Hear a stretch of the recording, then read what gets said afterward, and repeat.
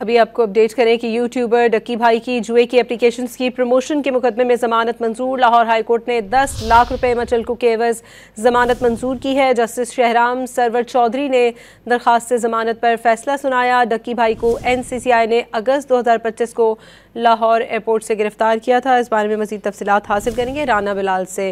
राना बिलाल, अदालती कार्रवाई के बारे में बताइएगा।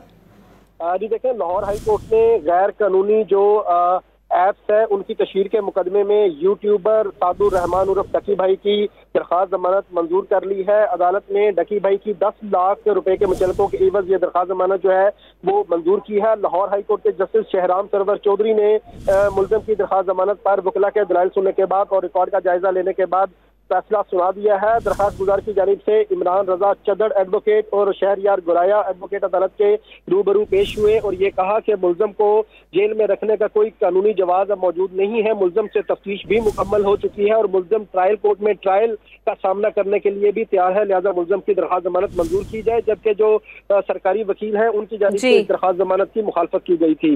अदालत ने मुलजम की 10 लाख रुपए के मुचलकों के एवज जमानत मंजूर कर ली है। NCCI ने डकी भाई के खिलाफ जो है वो गैर कानूनी ऐप्स की तशहीर का मुकदमा दर्ज कर रखा है।